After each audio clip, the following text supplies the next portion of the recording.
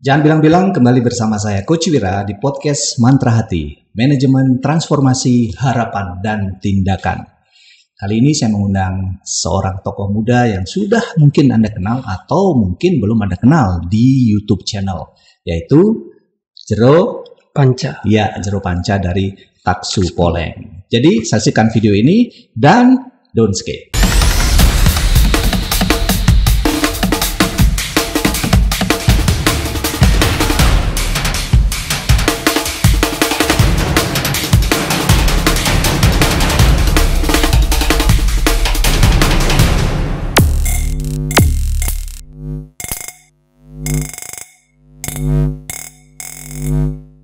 Baik teman-teman generasi muda Hindu dimanapun kalian berada, tentu kalian sudah sangat penasaran dengan Jero Panca ini yang sudah banyak meliput hal-hal yang bersifat spiritual, mungkin hal-hal yang bersifat beyond your imagination and mind. Jadi sebelum mulai, mari kita sapa dengan penganjali kita.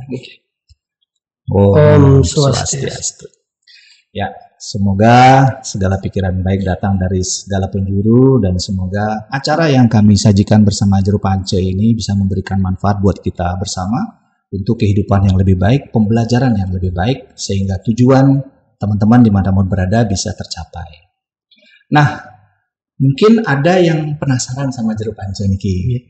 Kira-kira bagaimana nih kisah awal sampai Jero Panca ini menekuni bidang spiritual. Jadi kalau boleh ditanya, mungkin orang penasaran sejak usia berapa nih Jero Panca ini bisa menekuni bidang spiritual dan memiliki kemampuan bidang spiritual. Terus kalau istilahnya menekuni sih baru 2013 istilahnya yang memang 2013 ya. Mau seperti itu untuk menjalankan titah beliau. Tapi kalau istilahnya bergerak di dunia ini sekali itu dari kecil kan. Dari kecil ya, karena istilahnya banyak lah kisahnya dari kecil kan, ya sedikit istilahnya flashback ke belakang mungkin. Ya, dan sebenarnya kan bersaudara 5 karena semuanya cewek-cewek seperti itu. Kemudian dulu kan nggak ada USG. Ya di bahasa Balinya melimpun lah. Seperti itu ada paranormal. Dikatakanlah bahwa saya itu cewek nantinya. Ya, cewek. Kemudian mau digugurkan lah sama ibu kan. Mau digugurkan seperti itu. Kemudian tapi malamnya kakaknya ada yang nyari. Ada nyari, disuruh lah jangan digugurin karena ini cowok seperti itu. Habis itu lahir cowok, banyak lah dari kecil katanya ini banyak istilahnya kejadian-kejadian bisik dari membaring saya kecil. Kemudian SD kalau nggak salah SD saya sudah bergaul dengan dunia, kalau bahasa Balinya kan seperti gamang lah. Ya kebetulan juga dari kumpi sama kakek itu pendukun spiritual seperti itu dari kakek. Kemudian seringlah ke rumah-rumah kakek, disuruh bantu sama kakek, istilahnya apa namanya bahasa Balinya ngeraja lah, suruh ngamar aja tapi nanti kakek yang masuk pati seperti itu.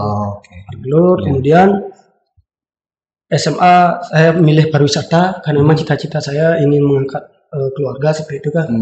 Mengangkat keluarga, tapi dibilang sama kakek nggak usah kamu kerja jauh, nggak bakal jadi orang dulu. Sudah tahu mungkin ya kakek ya, tapi kan istilah Balinya mau buyur loh. Saya lanjut. Habis itu sempat ke Singapura sakit, balik lagi ke hotel Denpasar, sakit-sakitan juga, baru pulang. 2013 baru saya memutuskan, oke lah saya mau istilahnya menjalankan mandat beliau sampai sekarang. Berarti sang kakek sudah mengetahui visinya jauh bahwa Jero Panca ini memang harus istilahnya mengayah lah dalam konsep ini ya, pengabdian. Lalu tadi yang menarik adalah dari SD sudah berteman dengan gamang gitu ya? Itu gimana pertemanannya, Jero? Seperti ini, SD pulang sekolah dicari ke rumah, diajak main kan, Kalau nggak mau di saat makan dikasih pasir lah nasinya. Gitu ya? Biar nggak jadi makan. Banyak deh sih pasir, itu diajak jalan, malam diajak jalan. Nah, yang datang itu siapa? Wujudnya seperti apa? Seperti anak kecil seumuran kita. Seumuran kita, tapi yang kecil itu di alam sana itu kakeknya tuh menjadi dukun juga itu. Kebetulan dukunnya tuh temenan sama kakek saya. Waduh. Jadi dari kakek sama cucu sama-sama gitu. Nah, pertama kali jam berapa ini Jero Panca ketika didatengin seorang anak kecil? Enggak memang jam, kadang dia istilahnya kalau udah pulang sekolah dicari, kadang pas di sekolah dicari gitu. Itu ada kesamaan fisik? Bisa sama seperti kita, cuma ya yang membedakan adalah ini kan abangan kalau sebaliknya kan istilahnya ini lekuan. Yang di sini lekuan ya. Enggak ada dia. Ini datar. Yang lainnya sama. Tapi kehidupan di sana kalau kita berbicara masalah gamang kan sebenarnya makhluk asal itu banyak tingkatannya kan. Oh, ada tingkatan lagi banyak, sangat banyak. Bukan gamang ada tingkatan, makhluk asal itu ada tingkatan. Ada tingkatan seperti itu. Jadi kehidupan gamang itu sama seperti kita. Sering kita di sana, cuma seingat saya dulu pernah menyembunyikan jajannya dia kan karena saya dikasih kopi, dikasih jajan seperti itu. Jajan seperti pial tapi kering ya. Habis itu saya masukin ke saku satu sampai di rumah berubah menjadi apa bahasa Balinya seperti paras. Batu paras. Seperti apa bahasa Balinya itu? Seperti paras lah yang bisa dimakan itu kan ada. Ampo ya benar, ampo itu dah. Oke.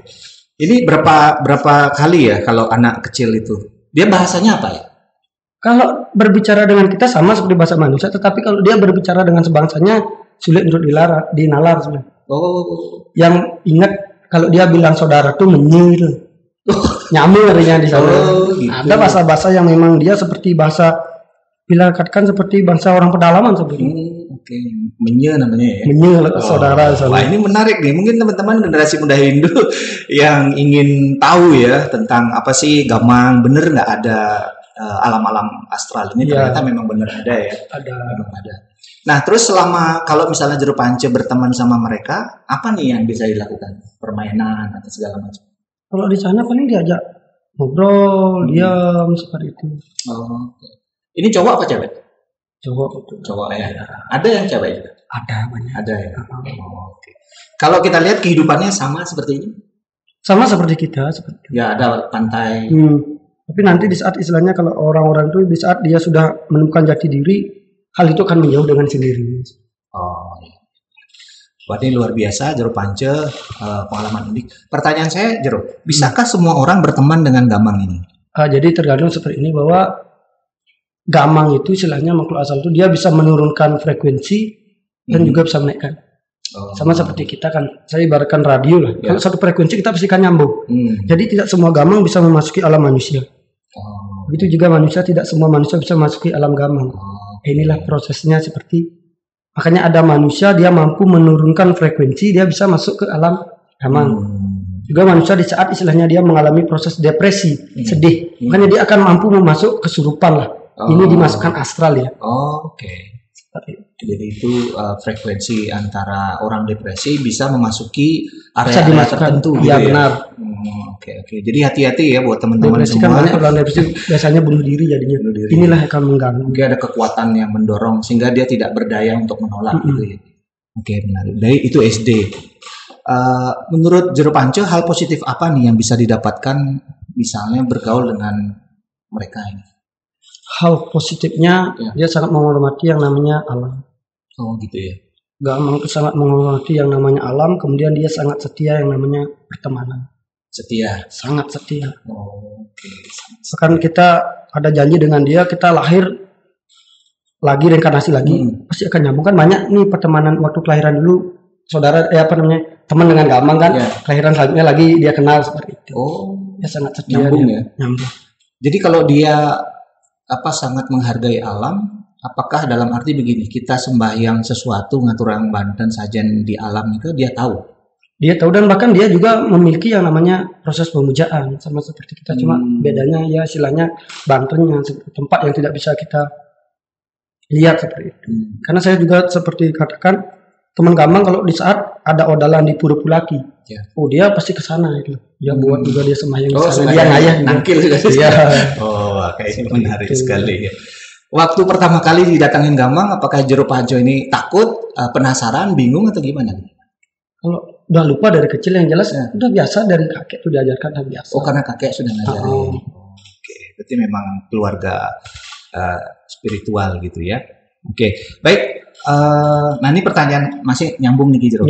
Apakah pengalaman luar biasa yang pernah dialami sebelum akhirnya menekuni bidang spiritual ini? Jadi pengalaman sama gamang Ki apa nih pengalaman luar biasa?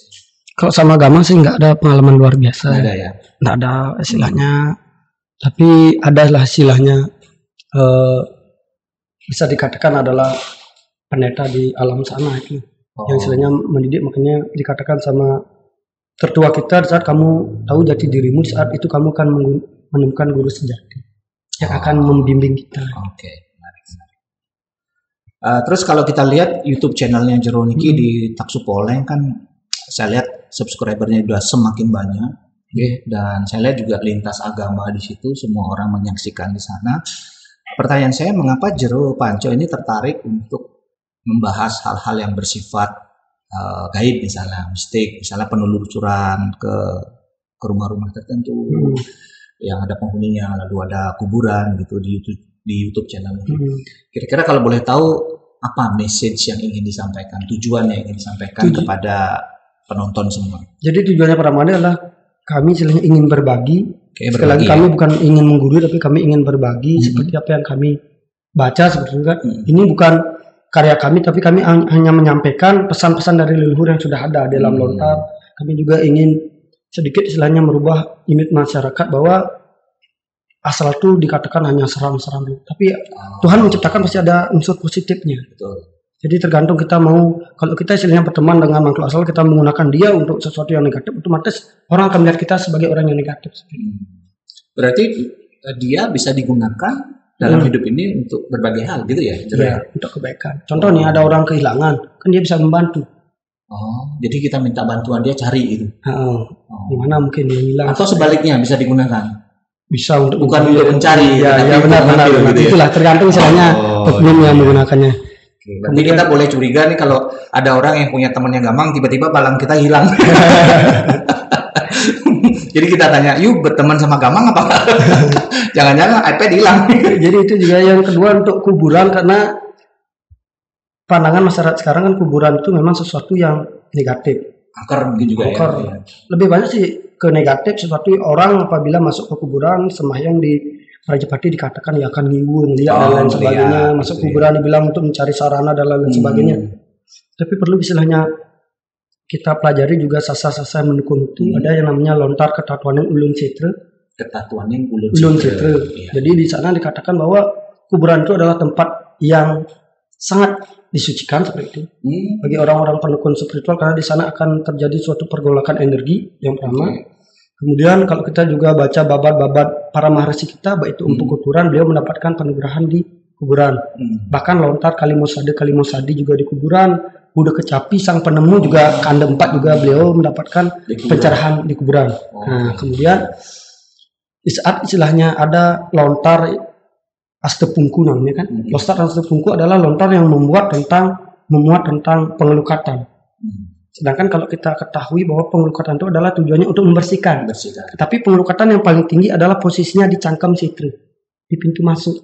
Jadi kan ini bertolak belakang. Betul. Kalau memang situ itu dikatakan kotor, kenapa kita memilih pembersihan di sana? Nah, juga di kuburan di saat ada upacara ngaben, para sulinggih memuja muwede di kuburan. Kenapa nggak dari luar kuburan?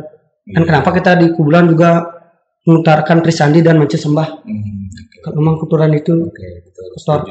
Inilah yang perlu kita informasikan ke banyak orang ya. Khususnya buat generasi muda di Bali ya, yang Hindu atau yang di luar Bali ini, dimanapun kalian berada, mau di Indonesia atau di luar negeri, mulai sekarang ini ada satu pemahaman yang bisa kita pelajari, serap, dan aplikasikan tentunya, bahwa setre atau kuburan itu justru pusatnya dari energi yang luar biasa, yang memang bisa digunakan untuk belajar sesuatu yang baik dan positif bahkan ya. Dan selama ini mungkin itu bisa kita bilang mitos ya, bahwa kuburan itu tempat penglihatan, penghibauan, kayak gitu. Karena kuburan itu ibarat pasar, tergantung kita mau mencari apa di sana. Oke, nah ini lagi dua yang baru nih. Mau beli apa gitu kan? Kalau mau beli makanan enak ada, gitu kan? Kalau mau beli sesuatu yang merugikan, bisa asam urat ya jangan dibeli kayak gitu. Anda bisa asam urat gitu makanan-makanannya. Oke, menarik sekali ya. Banyak sekali tahu tentang lontar. Kira-kira Jero Panco ini apa yang dipelajari selama ini? Kalau istilahnya banyak tahu sih enggak, karena istilahnya lontar tuh ada ribuan kan. Bahkan kalau menurut yang pribadi, reinkarnasi 3 kali nggak habis mempelajari lontar Bali. Nah, itu dia. Itu kayak kan ilmu Nusantara sih. Karena kebetulan memang hobi juga membaca seperti itu, juga karena rasa ingin tahu yang itu besar. Jadi saya tidak mau melakukan sesuatu yang saya tidak tahu maknanya. Kalau dari sisi pendidikan, belajar lontar segala macam sama pendidikan Jero gimana? Ada hubungannya nggak? Dulu sih sebenarnya saya belajar lontar memang dari kecil lah, dari pertama kali ngambil lontar SMP kalau nggak salah itu. SMP kita baca baba dulu dikasih sama kakek seperti itu kan. Baba, kemudian kebetulan juga nari menjadi penasar kan, mungkin tahu Punte. Jadi kan bergelut di dunia juga sastra kan. Itu kenal lah sama seseorang. Jadi lo kamu harus kuliah di agama karena zaman sekarang itu yang dilihat titel bukan kemampuan. Jika kamu sehebat apapun kamu tahu sastra, jika titel kamu bukan basic agama kamu tidak akan diakui. Betul. Ya, ibaratnya harus punya SIM ya. SIM benar. Biarpun jak ngepot di jalanan namun tepuk polisi jak betilang. Gitu deh. Jadi masih ditilang, harus punya SIM-nya sekarang. Jadi SIM ini penting bukan untuk pamer, karena kita ketika orang punya SIM saya lihat enggak pernah sih pamer ya Jero ya. Misalnya kita ke jalan, aku punya SIM A loh. Aku punya SIM B1 ya, enggak ada yang pamer. Sampai itu gini juga, kalau ilmu tanpa dibarengi dengan basic agama, ibarat orang buta enggak tahu apa bakal antam kromo kalau bahasa Balinya kan. Iya, inilah rambu-rambu yang mengajarkan, makanya kuliah, di saat kuliah akan diajarkan yang namanya tata susila. Bagaimana menggunakan ilmu. Jero kalau boleh tahu menekuni kuliahnya di bidang di agama S1-nya sekarang lanjut S2 agama juga. Oh, lanjut S2 agama juga. Oke, berarti apa yang disajikan apalagi sudah masuk S2 semuanya berdasarkan kajian dari statistik pasti dipelajari nanti ya kan. Belajar filsafatnya juga pasti, karena yang S2 pasti akan belajar filsafat untuk dasar-dasar kan statistik, sehingga nanti apa yang Jero Pance sampaikan di sini semuanya bisa dipertanggungjawabkan saya pikir ya. Karena tidak asal bicara. Tadi sudah disampaikan bahwa di masyarakat kita saat ini memang masih memandang seseorang itu dari apa yang dia pakai, apa yang dia gunakan, atribut-atribut apa yang digunakan. Nah itu tentu akan berguna di semua sisi, tergantung sekarang dari konten dan konteks mana kita sebagai manusia menggunakannya. Jadi gunakanlah fungsi-fungsi, kemampuan dan keahlian yang kita miliki itu secara tepat. Jangan menyimpang dari jalurnya. Nah, kalau penyimpangan inilah yang akan berbahaya karena kita bukan ahli di bidang itu. Karena semua orang ahli pada bidangnya. Betul. Dan jaya pada masanya itu. Betul. Nanti setelah masanya habis dia pasti akan turun. Ya. Iya. Mau sekeras apapun berusaha pasti. Iya. Jadi bintangnya udah bergeser gitu. Iya. Oke, sesuai Jero Pance. Lalu pertanyaan saya berikutnya, gimana nih caranya? Mungkin teman-teman yang di YouTube penasaran gimana caranya Jero Pance ini bisa mendeteksi dan kok bisa tahu nih. Kalau saya sempat nonton juga live-nya di kuburan Singaraja itu. Wah, ada uji nyali gitu kan. Ada di belakang cetak-cetik ya. Itu saya pernah nonton. Wah, ada suara-suara banyak. Gimana caranya Jero Pance mengetahui, mendeteksi dan ini ada nih. Apakah itu perlu sarana atau sudah kemampuannya sudah terasah, jadi yang sudah tahu aja kayak gitu. Jadi gini, Coach, istilahnya kan kita melihat tuh ada bisa dikatakan dua dimensi lah, dimensi bawah dan dimensi atas. Kalau dimensi bawah itu kita bisa istilahnya di bawah itu dari lahir bisa dengan indigo kan. Bahkan ada orang yang mampu mentransfer ke mata batin. Tapi ingat itu hanya bangsa bawah. Jadi kalau kita mau melihat istilahnya bangsa atas itu dia butuh suatu yang suci, suatu kesucian, entah itu kita olah batin, laku spiritual itulah. Itu kalau istilahnya melihat bangsa bawah itu, bahkan ada orang yang baru lahir ini kan belum tanggal gigi dia sudah mampu melihat. Tapi ingat itu hanya bangsa bawah. Misalnya banyak bayi yang sering nangis, mungkin dia bisa melihat ya. Iya benar-benar. Jadi kita orang tuanya bingung nih kenapa nih nangis. Biasanya masalah melihat itu memang dari kecil memang. Sudah. Iya. Pertama kali melihat Jero Pance gimana? Apakah ada ruang penasaran dalam diri atau ada ruang keingintahuan lebih dalam atau bingung gitu? Gimana Jero? Kalau sebenarnya pertama kali melihat karena saya rasa ingin tahu itu besar. Kalau memang takut sih pertama kali iya karena manusiawi namanya. Tapi saya berusaha selalu meyakinkan bahwa mereka itu di bawah daripada kita. Bahwa kita kalau kita takut api kita akan turun dan dia akan naik. Oke.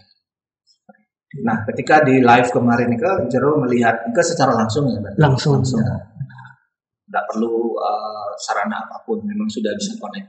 Iya. Nah, jadi ini mungkin yang Anda nonton di Taksu Poleng sama Jero Pance, kemampuan beliau bisa melihat, mendeteksi bahkan berdiskusi secara langsung. Memang beliau memiliki kemampuan secara spiritual plus sekarang kemampuan secara bidang akademisinya. Jadi Jero Pance sedang belajar S2 untuk kemudian bisakah seseorang itu belajar untuk melihat makhluk gaib, Jero? Kalau makhluk gaib dimensi bawah itu nggak perlu belajar, bisa. Oh gitu ya? Nggak perlu belajar. Semua bisa? Ya, ada istilahnya pembukaan proses kan. Bukannya bisa. Kalau mau belajar juga dengan istilahnya pernapasan, kan itu kuncinya sebenarnya pernapasan. Apapun yang kita lakukan ke pernapasan. Contohnya gimana pernapasan? Ada istilahnya olah batin fase utuh, istilahnya bagaimana proses kita menarik nafas, menyimpannya di mana, kemudian mengeluarkannya bagaimana. Ini akan membaktikan istilahnya sel-sel cakra kan. Karena istilahnya kan ada 7 lapisan cakra manusia. Ada yang Muladhara sampai mahkota, ini kan Sriwidari. Jadi tulang belakangnya adalah ibarat selangnya. Jadi kita pernapasan untuk membersihkan ini. Apabila tidak bersih, inilah yang tersumbat nantinya. Makanya banyak orang yang belajar spiritual justru dia menjadi emosi. Karena di sini kan cakra emosi. Makanya orang Bali bilang gedeg, bahasanya kenapa perut dibilang gedeg. Karena inilah cakra emosi ada di perut. Sebenarnya orang Bali, apapun ucapan orang Bali itu adalah sastra. Berarti masuk akal juga kalau ketika orang spiritual tuh ada cenderung emosi juga ya? Iya, karena dia aktifnya baru di sini. Takutnya kan nanti tersumbatnya di sini. Kalau udah naik, ada istilahnya cakra yang namanya hati cinta kasih. Pasti dia akan seperti petapa, dia akan lembut. Dia tidak akan istilahnya merasa agung dipuja, tidak akan merasa kecewa dia direndahkan. Oke, ini menarik sekali ya. Berarti teman-teman, kalau Anda melihat seorang yang belajar spiritual masih dalam kadar emosional yang cukup tinggi, ego yang cukup tinggi, kemungkinan nih kita bisa deteksi sekarang. Berarti dia energinya masih di pusar. Gitu. Dan kalau kita teropong lagi, mungkin ada sumbatan di jalur belakangnya. Tulang belakangnya. Iya. Oke. Ketika dia sudah bersih, Jero Pance, berarti dia naik ke jantungnya. Naik cakra di sini ya. Cakra hati. Cakra hati ya. Cakra hati. Dia lebih lembut, lebih belas asih. Kemudian dia naik lagi ke kerongkongan, bagaimana dia selalu berkata yang baik. Oke. Jadi teman-teman bisa melihat kira-kira Jero Pance ini sekarang energi spiritualnya ada di mana gitu ya. Dari cara bicaranya, dari cara memberikan ulasannya. Teman-teman lah sambil duduk nonton video ini pikirin. Nah, supaya bisa mikirin Jero Pance itu ada di level mana, saya mau minum sari jahe dulu. Terus Jero Pance. Iya. Jadi kita memang sengaja lagi membantu anak muda lagi berbisnis jahe di era pandemi ini untuk bisa mendapatkan satu peluang. Jadi kami akan terus membantu mempromosikan produk-produk mereka. Tapi jahe ini bagus untuk kesehatan kan. Banyak dilontar-lontar di. Oke, nah sekarang Jero minum, habis itu dikasih komen gimana nih Jero. Wah, kalau ada suaranya mantap. Gimana Bro rasanya? Enak. Enaknya tuh gimana? Di posisinya itu mungkin. Ada susunya dikit rasa. Jahe yang jelas kan pasti, karena itu mungkin unsur pokoknya jahe kan. Iya, unsur pokoknya jahe. Bisa terasa hangat? Hangat, yang jelas ada airnya lah. Ada. Kalau nggak ada air bukan jahe ya. Serbuk namanya. Serbuk ya.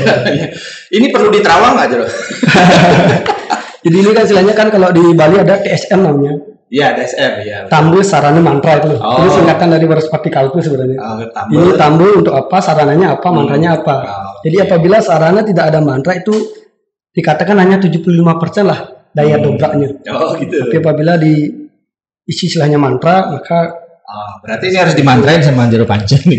Nah, kira-kira kalau lihat tampilan gini gimana Jero? Secara sederhana. Prospeknya dia ini gimana? Beruntung nggak nanti supaya yang jualnya nih sering. Jadi kan kalau kembali ke mantra itu kan tidak selalu istilahnya berbicara masalah aksara suci kan, biji mantra. Tapi mantra apabila ucapan kita dengan dibarengi dengan hati, Puspu Herdayu.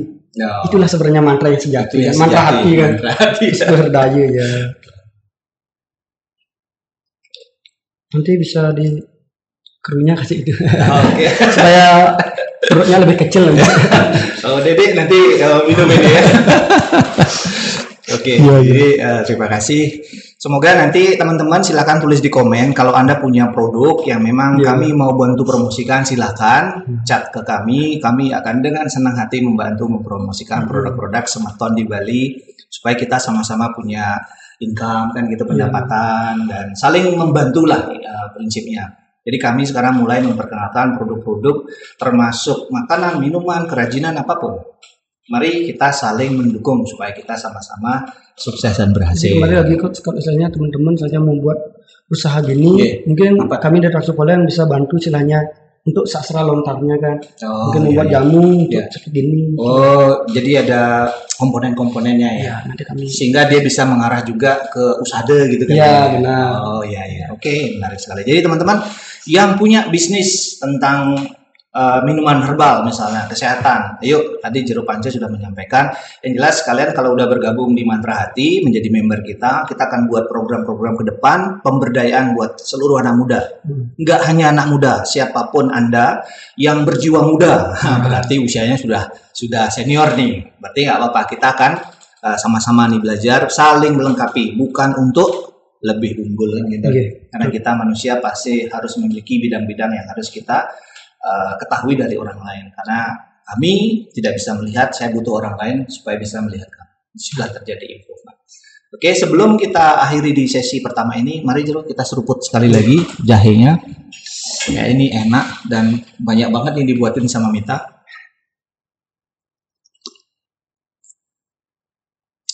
Oke, terima kasih dan kita akan lanjutkan bincang-bincang seru santai sambil seruput jahe dengan Jero Panca di sesi kedua. Bersama saya Coach Wira, jangan bilang-bilang.